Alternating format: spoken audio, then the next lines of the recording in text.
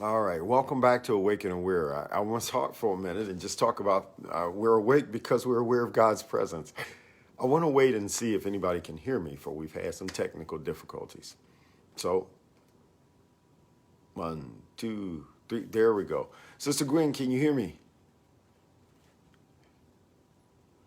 Gwen Pope, can you hear me? Thumbs up, thumbs down. Can anybody hear me? All right. Yes, great. Okay, good. Today, it has been a wonderful holiday season. So, usually when we say meet your maker, we're talking mostly about somebody passing, and it's more of a threat to say, hey, you're going to die and meet God. But when we get into this world, we need to recognize every day our maker. When we get about accepting what God has done, it becomes a level of appreciation. And if there was ever an attack on anything that God has done, it's usually the creation story.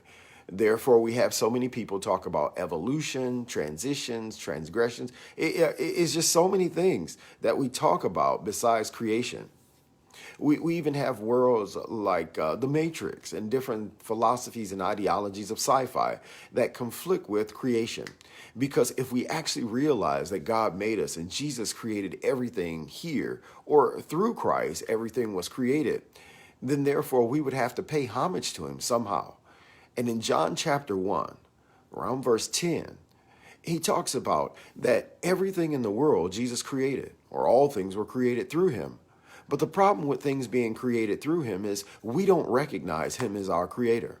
And so now that the holiday season is over, or the holy day season is over, and we can agree that the babe was born, and we all have great celebrations of Christmas, now it's time for us to accept Christ for who he is and rededicate our life to him. I talked to you all yesterday just simply about this is a time where I take to rededicate my life to Christ. It's a time after Christmas, before the new year. It just happens to be that way chronologically. But it's after we deal with the nativity scene and all the angels coming down to adore him. Now it's my turn. Now it's my turn to see him as my creator. The reason why I'm here. You know, the cells didn't metastasize by themselves. It wasn't the bones didn't come together for themselves, and the cartilage didn't do it. It wasn't me who makes my heart beat, or me who allows my inhale and exhale to be functional and effective in my body. Think about that. Many people say that I breathe or we breathe, but even if you took air inside your lungs, what is the mechanism that makes it effective for your own physiology? Has to be God. And so God is our creator, and everything that's in this world is created through Christ. And when I accept him, I have to think about those facts. And facts or information are so important because you can't have faith without facts. I want you to realize this. You cannot have faith without facts. Faith without facts is called con games. You need to have exact information and facts about what's going on. And it's our behavior according to that information, or our behavior according to those facts, that creates faith. And so the fact that God created me, and through Jesus Christ, everything in this world was created. I want to preach this to you and talk to you about that this morning, because that's a simple fact that has to be accepted in our hearts. We cannot have faith without facts. I'm glad Sister Livonia caught on to that. And one of the things that you have to understand in the facts of life is that Christ is our maker and God is our creator. And through Christ, everything in this world was created. Not just once, but it continually is created. He created something that continually creates itself, that sustains itself by his own moving and touching. If I don't accept the fact that through Christ everything was created, I just may miss out the honor and authority that's due to him. God is our creator. And it's another fact that through Jesus Christ, his pre-incarnate son, through the one not only that was going to die for us, but before he came into this world, everything that was created through him. This is a fact that John talks about in John chapter 1, verses 10, and he gets down through 10, 11, and 12 is where we're going the next few days. In John chapter 1, he says that everything that was created in this world was created through Christ. But when he came to his creation didn't recognize him. Not only did we not recognize him as mankind, we didn't even accept him. And so there's a couple ways in knowing that. When the Bible talks about knowing It deals with the concept of you could either know somebody intimately, like Adam knew Eve and they bore a son, but most of the time we think in our minds in the Western world about when you know somebody, it's an intellectual information. And I want to encourage you as well. When you know God in your mind and know him in your heart, it transitions your behavior. And so today, if you didn't know him before, I want to allow you to meet your maker. Yeah, you thought you were just born, but somebody still had to do the work inside in vitro, so to speak. Someone had to still lay down the blueprints of how does these cells, how does the sperm and this egg meet inside this particular vessel and organism and continually attach itself inside a uterus and start to develop itself into a person. How in the world does this being that becomes such a creature actually becomes a person? And when it takes its breath, how does it start to develop a personality or a soul or a mind or a body? Have you ever thought about you in that level? Well, it's time because this is the information that we need to really consider that Jesus Christ created the process, and through him, all of these things in the world were created. Not only that, he created the snow and, well, the leaves and the grass that goes dormant and the insects that go away, and everything on this world was created through him. The diamonds that are stuck down in the mines and the emeralds that are on the East Coast. He created the vaults that go up and down the country, the West Coast of California to the East Coast of New York. Before there was a New York in California, he created the North Poles and the South Poles, the ice caps, and everything there is. The things that are indigenous to Australia as well as the vineyards of France. He created all of those things. And through him, they were all created. Think about the snows of Russia to the heightened Alps of China. He created everything in India, the Himalayas and the Colorado Rockies. He created the volcanoes that are in South America and along the fault lines that are there around Hawaii. The great heights of Brazil, as well as the great low valleys that come through Ecuador.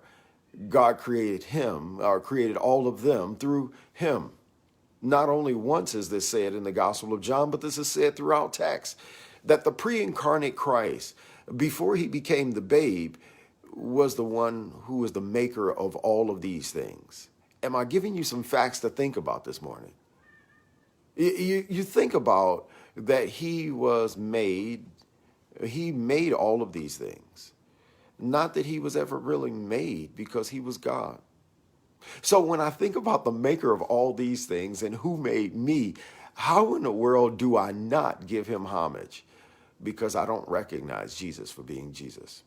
And so many times in my life, I'm sure in your life, and in the life of those around us, we don't recognize Jesus.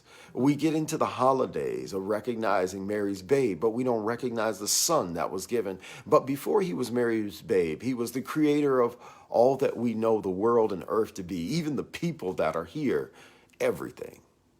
And so when I think about that, and they introduce me to my maker, I have no choice but to fall before him and just glorify him for being who he is.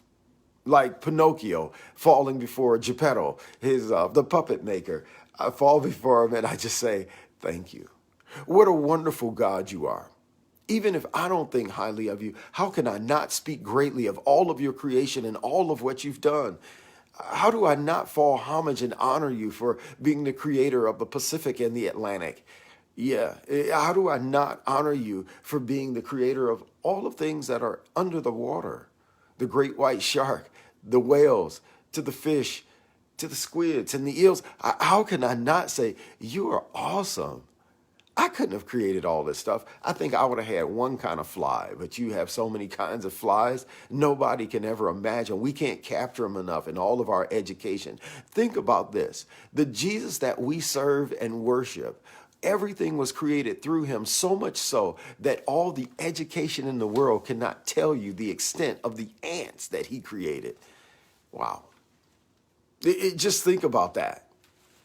We still have to do research on the things that our maker made. And we do research, and oftentimes we talk about what we observe, but we still can't make it like Jesus. And so I don't know about you. I want you to meet the one who made all of this stuff. If you go to a great restaurant, one of the things that you have is you have a meal that you enjoy. You don't know how they put all of these ingredients together to taste so good in your mouth. And you say, my compliments to the chef. And one of the things that you want to do is you want to meet the chef. I want to meet the person who put the heat with the ingredients, with the spices, with the herbs, with the meat, with the vegetables that made it just dance in my mouth. I just want to meet the person that made me feel so good about what I was eating. And all of a sudden they say, do you want to meet the chef? I want to meet the chef, to shake his or her hand, to let him know how good this was to me. I want to meet the maker. And today you have a chance to meet Jesus in your life, for he's alive. You can meet the maker of all that there is. But in John chapter 1, verse 10, when the maker came, nobody wanted to recognize him then. Everybody wants to do what they want to do. Even when Jesus came to his own, they didn't receive him. So today I give you part warning and part invitation. It's time for us to take the challenge to actually meet our maker and not reject our maker. Because we can do both. Choose today who you will serve. Whether you will serve the ideals of people. You know, we have so many ideals about how this world got here. But most importantly, the ideal that causes us most harm is the one that rejects Christ. And we can reject him for sure. And we say, you know what? I don't care who you are. I don't acknowledge you as my maker. And I'm really going to do what I want to do. And so today, you can either meet the maker and accept him, or you have an opportunity to reject him. Tomorrow, we're going to talk about the benefits of accepting who made me. God bless you guys. We'll see you tomorrow. Take care.